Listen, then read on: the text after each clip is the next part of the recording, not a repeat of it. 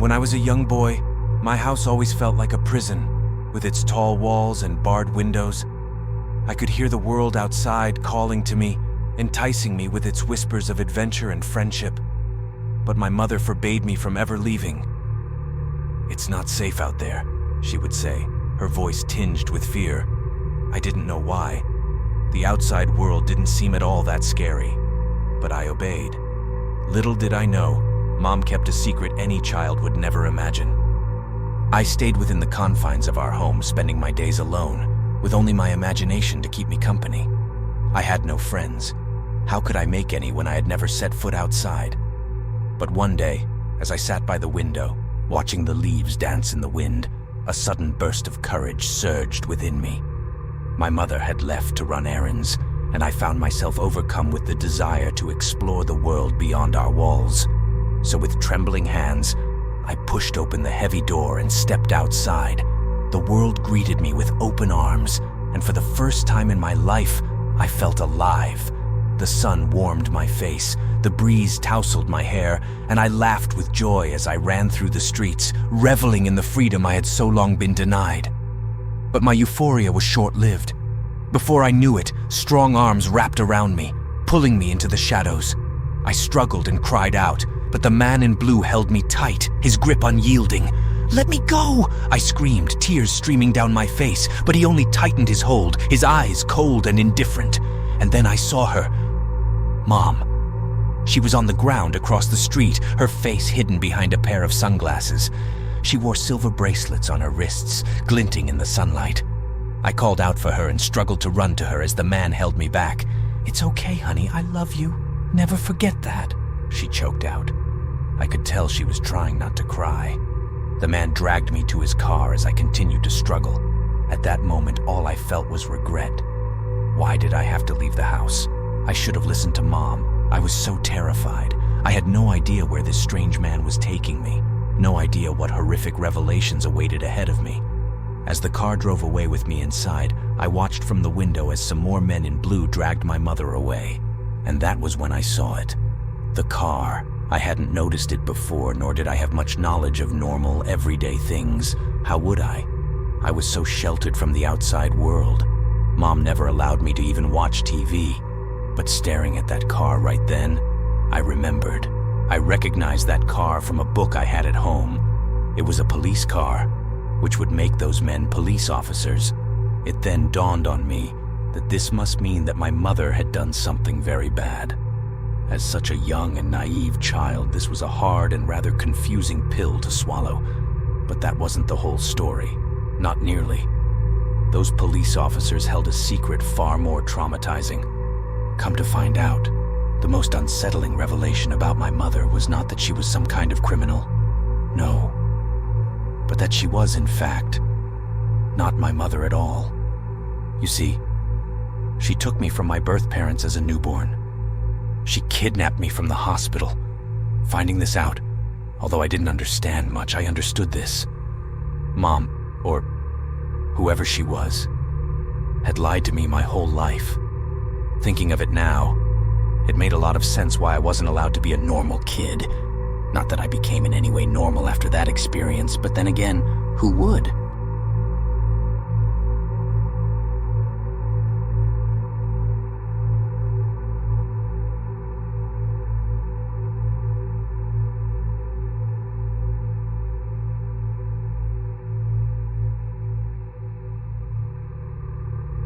As I heard my mother's voice calling me from downstairs, I paused for a moment at the top of the stairs.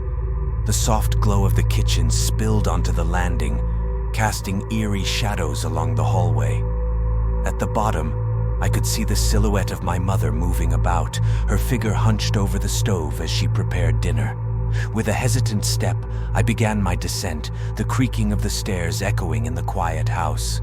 As I drew closer to the kitchen, a sense of unease settled in the pit of my stomach. Something felt off, though I couldn't quite place my finger on it. The shadow of my mother danced on the walls, her movements fluid and familiar, yet there was a subtle strangeness to them. It was as if her shadow had a life of its own, mimicking her every action with an unsettling precision. "Hi, honey. Come on down. Ready for dinner?" Shrugging off the feeling I had, I took the last few steps. Just as I reached the bottom of the stairs, I heard her voice again, but this time it was different.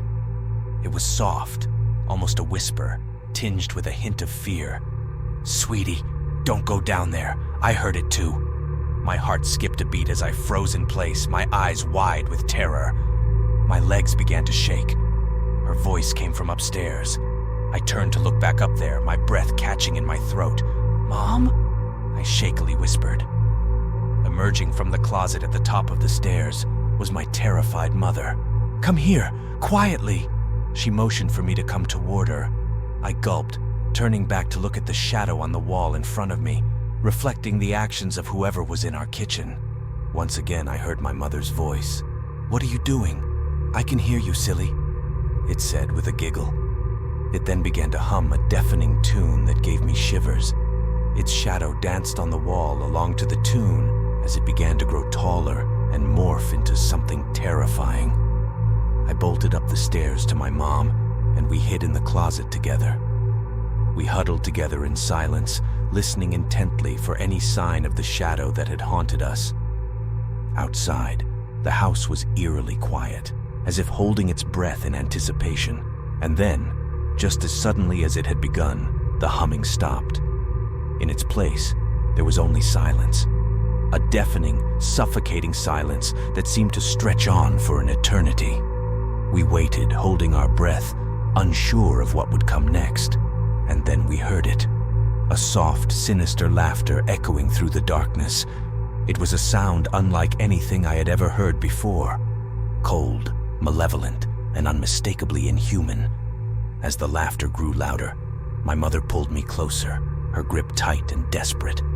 In the darkness of the closet, we were trapped, helpless against the unknown horror that lurked just beyond the door.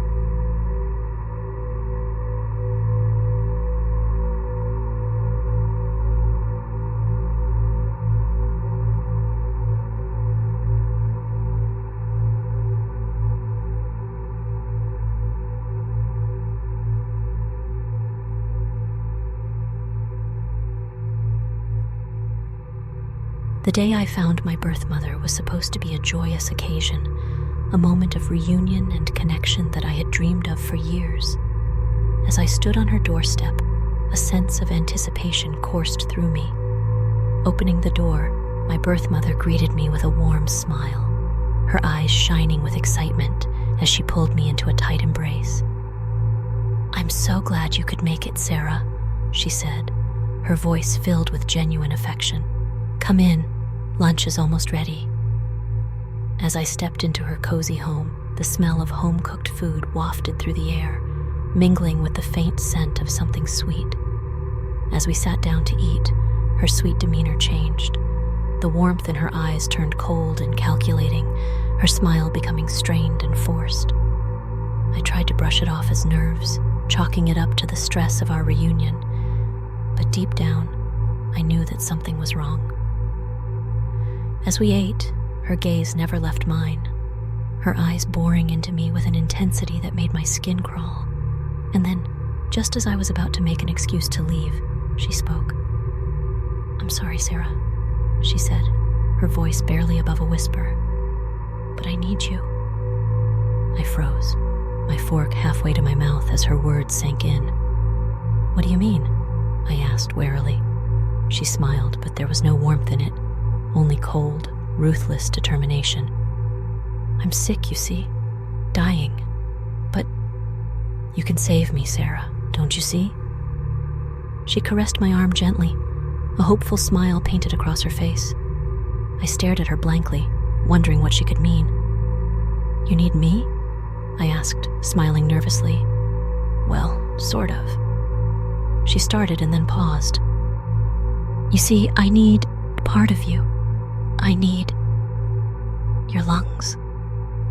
I need those things you breathe out of," she said calmly. My heart pounded in my chest as I stared at her in disbelief. This couldn't be happening. It had to be some kind of sick joke, a nightmare from which I would soon wake up. I thought she had invited me here because she wanted to meet me, her biological daughter. I was so wrong about her. Now I know she had other intentions. I can't help you. I'm sorry, I said as I shakily stood up from the table. I should get going. Thank you for the lunch. I turned to leave when she interrupted me. I'm so sorry, Sarah, she said, shaking her head apologetically. I swallowed a lump in my throat. Sorry for what? I managed to choke out. I suddenly felt extremely woozy and disoriented. She smiled at me warmly as I wobbled back and forth. Unfortunately, it's too late, my dear, she said. I began to hear my heart beat loudly in my ears as I finally registered what was going on. Did you put something in my food? I questioned as I fell to the floor, unable to keep myself up. As my body gave up and my eyelids grew heavier and heavier, in my blurry vision I could see my birth mother walk toward me and then kneel beside me. As I lay there, I felt her stroke my hair gently. You saved me, Sarah. I cannot thank you enough. I love you, my sweet daughter. She whispered in my ear. I struggled to move but couldn't. I was completely helpless as I faded out of consciousness.